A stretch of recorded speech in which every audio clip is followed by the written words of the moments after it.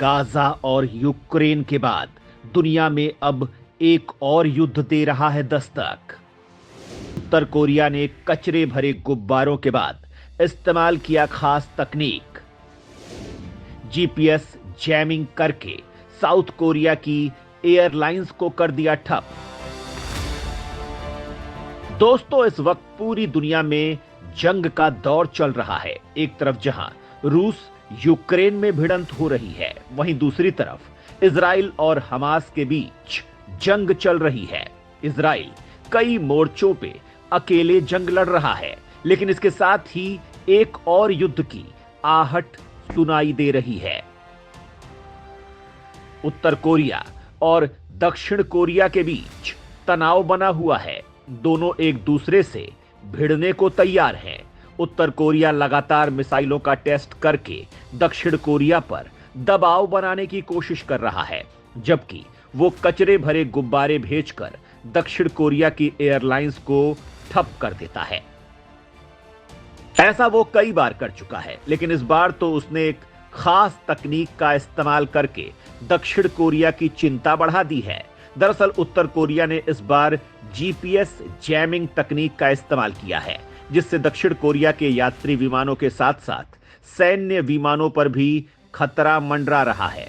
तो आइए जानते हैं कि यह तकनीक है क्या और इससे क्या खतरा हो सकता है। लड़ाकू विमान, ड्रोन और यात्री विमान नेविगेशन सिस्टम का करते हैं इस्तेमाल। अगर इस सिस्टम को खराब कर दिया जाए तो हो सकता है भयंकर एक्सीडेंट। इस वीडियो में सबसे पहले हम आपको यह बताएंगे कि जीपीएस जैमिंग सिस्टम है क्या। इसके बाद हम आपको यह भी बताएंगे कि उत्तर कोरिया और साउथ कोरिया क्यों एक दूसरे का खून पीने को प्यासे रहते हैं। दरअसल विमान, ड्रोन्स और मिसाइलें नेविगेशन सिस्टम का इस्तेमाल करती हैं। कारों और कई दूसरे वाहनों में भी इस सिस्टम का इस्तेमाल किया जाता है। स्मार्टफोन्स के जरिए भी नेविगेशन सिस्टम का इस्तेमाल किया जाता है। विमानों के द्वारा सैटेलाइट नेविगेशन का इस्तेमाल किया जाता है, जिससे विमानों की लैंडिंग सही जगह पर हो सके। ड्रोन्स और मिसाइलें भी इस सिस्टम का इस्तेमाल करते हैं। अगर इस सिस्टम को किसी तरह से ठप कर दिया जाए तो इससे बड़ी दुर्घटना हो सकती है। इसके बिना एयरलाइंस बंद हो जाएंगी, विमानें उड़ान ही नहीं भर पाएंगी और उड़ान भर रहे विमान दुर्घटना का शिकार हो सकते हैं। उत्तर कोरिया लगातार दक्षिण कोरिया को परेशान करने के लिए कचरे भरे गुब्बारे हवाई अड्डे के रनवे में गिराकर एयरलाइंस को बाधित कर रहा है। दक्षिण कोरिया का इंचियोन अंतर्राष्ट्रीय हवाई अड्डा उत्तर कोरिया की सीमा से केवल 100 किलोमीटर की दूरी पर है। हर साल यहां से 5 करोड़ से ज्यादा यात्री यात्रा करते हैं। उत्तर कोरिया ने 12 बार कचरे भरे गुब्बारों की मदद से इस हवाई अड्डे को बाधित किया है और अब वो नेविगेशन सिस्टम को जैमिंग के जरिए खराब करके दक्षिण कोरिया के लिए मुसीबत खड़ी कर रहा है। इस तरह की खराबी के लिए एक स्पेशल डिवाइस का इस्तेमाल किया जाता है, जिससे जीपीएस सिग्नल में छेड़छाड़ की जाती है। आज ज्यादातर ताकतवर देश विमानों के लिए नेविगेशन सैटेलाइट लॉन्च कर रहे हैं। भारत और दुनिया भर के कई देश अमेरिकी सैटेलाइट की मदद भी लेते हैं, जबकि भारत अब अपना खुद का नेविगेशन सैटेलाइट भी लॉन्च कर चुका है। विमानों और हवाई ट्रांसपोर्ट के लिए यह बेहद जरूरी है। इसका जमीन में भी इस्तेमाल होता है। उत्तर कोरिया और दक्षिण कोरिया जंग के मुहाने पर खड़े हैं। दोनों किसी भी हालत में पीछे हटने को तैयार नहीं है। उत्तर कोरिया दुनिया के निशाने पर पहले ही है, क्योंकि वो लगातार बिना किसी अवरोध के मिसाइल टेस्ट करता जा रहा है। हाल ही में उसने अपनी सबसे लंबी दूरी की मिसाइल का टेस्ट किया है। अमेरिका ने उत्तर कोरिया पर कड़े प्रतिबंध लगाए हैं, लेकिन वो मानने को तैयार नहीं है। डोनाल्ड ट्रंप ने एक बार उत्तर कोरिया के इस सनकी तानाशाह से मुलाकात भी की थी, लेकिन उसका कोई खास असर नहीं हुआ था। रूस और चीन उत्तर कोरिया को समर्थन देते हैं, वहीं दक्षिण कोरिया के पक्ष में अमेरिका खड़ा है। अगर हम उत्तर कोरिया और दक्षिण कोरिया के बीच जंग की बात करें तो ये जंग बेहद पुरानी है, जिसका दूर दूर तक कोई अंत दिखाई नहीं देता। 20वीं सदी की शुरुआत में कोरिया में जापान का कब्जा था। 1945 में द्वितीय विश्व युद्ध खत्म हुआ। जापान इसमें हार चुका था। अमेरिका के परमाणु बम गिराने के बाद जापान ने सरेंडर कर दिया था। इस हार के बाद कोरिया आजाद हो गया था, लेकिन कोरिया दो भागों में बंट गया था। इसमें एक हिस्से में सोवियत यूनियन, जबकि दूसरे हिस्से पर अमेरिका का प्रभाव था। यह बंटवारा स्थायी नहीं था, लेकिन इसके बाद ये दोनों हिस्से कभी एक नहीं हो सके।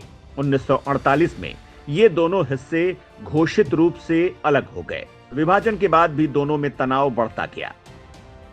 1950 में उत्तर कोरिया ने दक्षिण कोरिया पर हमला कर दिया। इस युद्ध में दक्षिण कोरिया को अमेरिका ने मदद की, वहीं उत्तर कोरिया को रूस और चीन ने मदद की।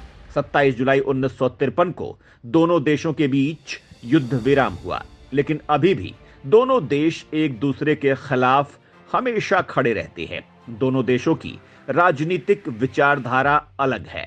उत्तर कोरिया दक्षिण कोरिया को अमेरिका का गुलाम मानता है, वहीं उत्तर कोरिया का तानाशाह मानव अधिकारों का हनन करता है। कई बार ऐसी खबरें आती हैं जिनसे पता चलता है कि वो अपने ही कर्मचारियों को बुरे तरीके से मारता है। वो अमेरिका के प्रतिबंधों को किनारे करते हुए धड़ल्ले से परमाणु परीक्षण और मिसाइल परीक्षण करता है।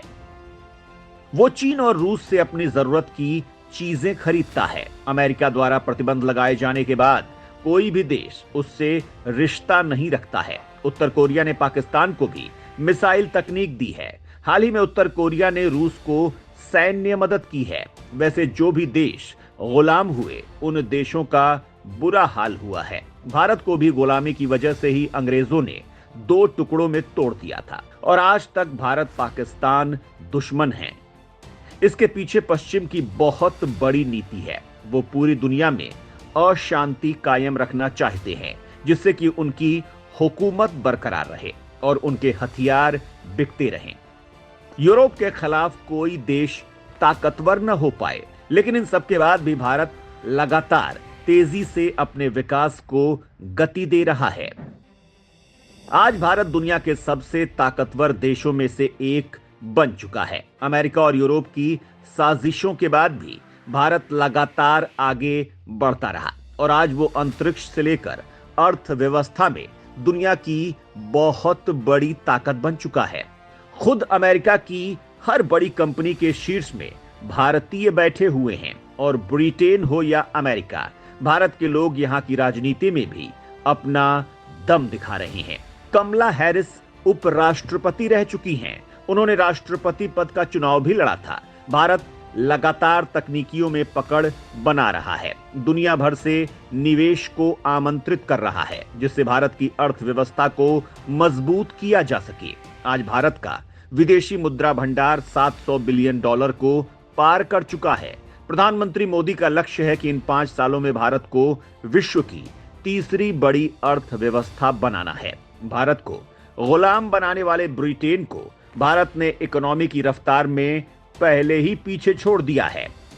भारत अपने हथियारों के विकास में भी लगा हुआ है। दुनिया में दबदबे के लिए पैसे के अलावा ताकत का दबदबा भी बेहद जरूरी है। आज भारत परमाणु पनडुब्बी से लेकर लड़ाकू विमान तक का निर्माण स्वदेशी तौर पर कर रहा है। यह भारत की क्षमता को दिखाता है। पश्चिम ने हमेशा भारत को पीछे धकेलने की कोशिश की, लेकिन भारत सबको पीछे करता हुआ सबसे आगे जा रहा है। भारत आज सुरक्षा परिषद में स्थायी सदस्यता के लिए लड़ रहा है। यह भारत की ताकत का ही दमखम था कि चीन सीमा से पीछे हटने को मजबूर हो गया है। भारत की इस क्षमता को देखकर अमेरिका सन्न रह गया है। तो दोस्तों, नेविगेशन जैमिंग तकनीक, पश्चिम की साजिशों और भारत के टैलेंट पर आप क्या कहना चाहेंगे? कमेंट में जरूर बताएं।